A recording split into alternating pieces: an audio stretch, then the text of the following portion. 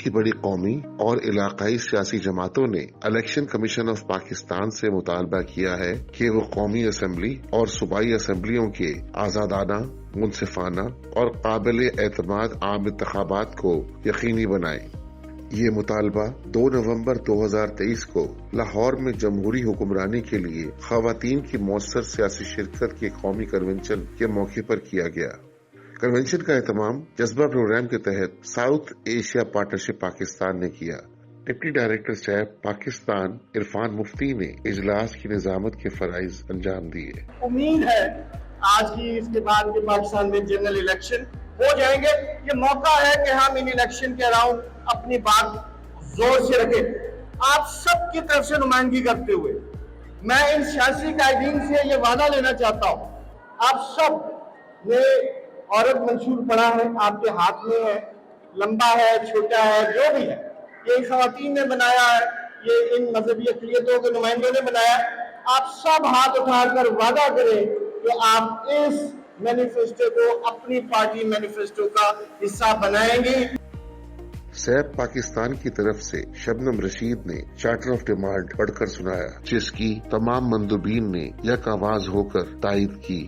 پاکستان تحریک انصاف کی نمائندگی کرتے ہوئے مہندر پال سنگھ نے کہا کہ ان کی پارٹی تمام مطالبات کی حمایت کرتی ہے جن میں آزادانہ، منصفانہ انتخابات اور جمہوری قوتوں کے ذریعے اسمبلیوں میں خواتین کی زیادہ نمائندگی شامل ہے۔ JUI فے کی نعیمہ کشور نے عام انتخابات کی تاریخ کے اعلان کے مطالبے کی توثیق کرتے ہوئے کہا کہ ان کی جماعت جمہوری جدوجہد پر یقین رکھتی ہے جس میں سیاست میں خواتین کی زیادہ سے زیادہ سیاسی شمولیت کا احساس ہے۔ انہوں نے کہا، اس وقت ہماری خواتین کے پاس 3 آپشن ہے الیکشن کے حوالے سے، مردوں سے زیادہ ہے۔ ایک آپشن ہمارے پاس جنرل الیکشن میں ہے کہ ہم جنرل نشستوں میں آ سکتے ہیں۔ دوسرا ہمارے پاس مخصوص نشستیں ہیں، ٹھیک ہے، 18% ہے جو صوبوں کا ہے اور نیشنل اسمبلی کا ہے۔ تیسرا ہمارے پاس ہے 5% کا۔ اپنے خطاب میں نیشنل پارٹی کی رہنما یاسمین لہڑی نے کہا کہ صرف وہی معاشرے ترقی کرتے اور روشن خیال ہوتے ہیں جنہوں نے اپنی خواتین کو مساوی اور مناسب مواقع فراہم کیے۔ پارلیمنٹ میں جو ہے وہ اگر ہماری عدم نمائندگی ہے، اس کی بنیادی وجہ یہ ہے کہ ہم خواتین کی جو ہے وہ صلاحیتوں پہ اعتبار نہیں کرتے۔ اب بھلا کیوں اعتبار نہیں کرتے؟ انہوں نے بلوچستان سمیت ملک کے دور دراز علاقوں کی خواتین کو مرکزی دھارے کی سیاست میں مدد کرنے کے لیے سیب پاکستان کے کردار کو سراہا۔ شاہدہ وحید نے عوامی نیشنل پارٹی کی نمائندگی کی۔ انہوں نے کہا کہ ان کی پارٹی نے آئین میں 18ویں ترمیم کی منظوری میں اہم کردار ادا کیا جو سیاست اور معاشرے کے دیگر شعبوں میں خواتین کی شمولیت کو آگے بڑھانے میں اہم کردار ادا کرتی ہے۔ قومی وطن پارٹی کے طارق احمد نے کہا کہ وہ 13 نکاتی چارٹر آف ڈیمانڈ کو اہم سمجھتے ہیں اور انہوں نے تجویز پیش کی کہ اسے ایگزیکٹو کمیٹی کے اجلاس میں پیش کیا جائے۔ جماعت اسلامی کی نمائندگی کرتے ہوئے محترمہ روبینہ احمد نے کہا کہ ان کی پارٹی ملک کی واحد ڈیموکریٹک پارٹی ہے جو ضلعی سطح سے قومی سطح تک اپنے امیر کا انتخاب کرتی ہے۔ حقوق خلق پارٹی کی رہنما ڈاکٹر عالیہ نے بھی عام انتخابات میں خواتین کی زیادہ سے زیادہ شرکت کے مطالبات کی تائید کی۔ پاکستان پیپلز پارٹی کے چودھری منظور احمد نے سیب پاکستان کی کاوشوں کو سراہا۔ سیاسی تاریخ میں سب سے زیادہ ریزسٹنس خواتین نے کی، وہ فاطمہ جناح کی شکل میں ہو یا محترمہ بیل سنگھ بھٹو کی شکل میں ہو۔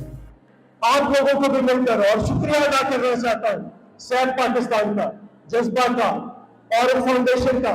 آپ لوگ جو کام کر رہے ہیں، آپ نے کن خواتین کو کون سے اٹھا کر یہاں پہ لاہور میں لے کر آئے ہیں، ان کا ویژن بڑھے گا، ان کا حوصلہ بڑھے گا، ان کی ہمت بڑھے گی، وہ پالیٹکس میں اور آگے آئے۔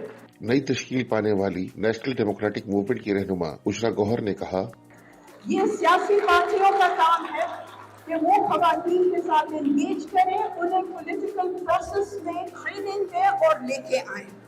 تو یہ سب پاکستان نے ایک بہت بڑا قدم لیا ہے اور میں مشکور ہوں کیونکہ یہی قدم ہمیں بھی اور پولیٹیکل پارٹیز کو یہ بتاتی ہے کہ کتنی ضروری بات ہے کہ خواتین کو ہم اپنے ساتھ ملا کے چلیں۔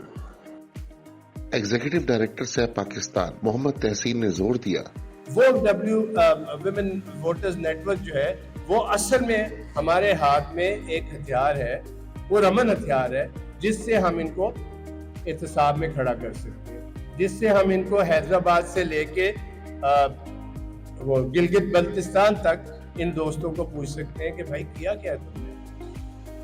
ہم آپ کا سامنے ووٹ ڈالا ہے، کیا کیا ہے عورتوں کے لیے، بچوں کے لیے، محروموں کے لیے، ہماری آئیڈینٹی کے لیے، ہماری عزت بحالی کے لیے۔ کنونشن کو پسماندہ طبقات، جمہوریت اور قانون کی حکمرانی کے لیے صحت پاکستان کی جدوجہد کے 35 سال کے طور پر بھی منایا گیا۔